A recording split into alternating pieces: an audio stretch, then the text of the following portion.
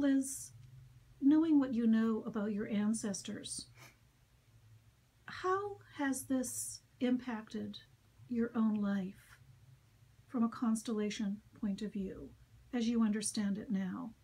We may understand it differently at another time, but for this moment in time, what do you understand about how these ancestors from Ireland, from South Africa, impacted your own epigenetics, if you will, and your own life? So, the Belfast from whence my parents came was very stratified. There was a very, very serious caste system. If you were Protestant, which meant Presbyterian or something like that, it meant that you could take this kind of dance. If you were Church of Ireland, Episcopalian, Anglican, then you could take ballet. If you were Catholic, then you could do tap dancing. Never the twain shall meet. So it was that stratified. And in my family, my mother was really heavily into following all the rules. And one of the rules of this sort of middle group of people, the Protestants, was don't rise above your station. So I thought that that was what my struggle was all about, to try over and over and over again to climb out of that, the chains that were keeping me down. So, but I found out I've done constellations. I did a constellation with Judith Hemming, and she represented my mother. And I thought, finally, I've got the best. This is going to be it. And it never was. And it was almost in each time. And every time I would go to Copenhagen, or I'd go to Germany or Israel, I would do one more constellation to try and untangle this. And still, I was entangled, just like we say in constellations. I felt entangled, like a web was around my feet.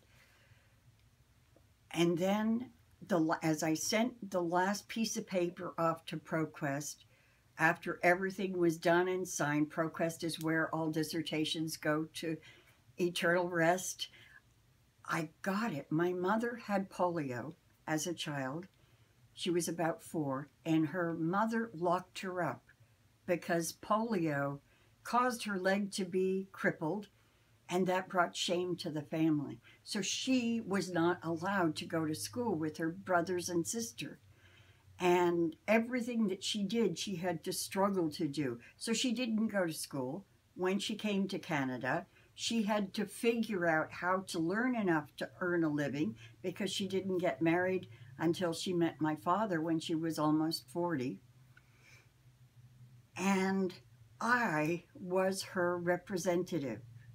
I was the one, I'm going to cry, I was the one that was to do it, and I didn't know that because I didn't think my mother liked me at all.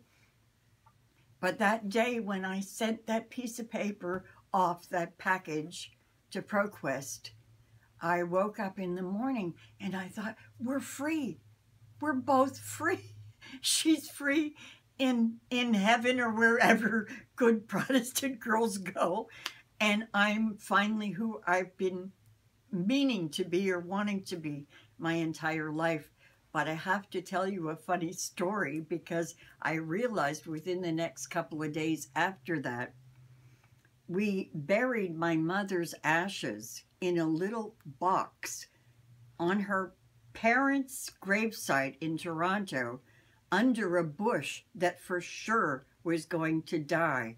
And so we gave my mother up in the afterlife the fate that her mother had given her. So whoever I was sitting with as I told that story last week, we did a celebration and we released my mother from the confines of having been put not even in a casket, but just this little box with her mommy and daddy.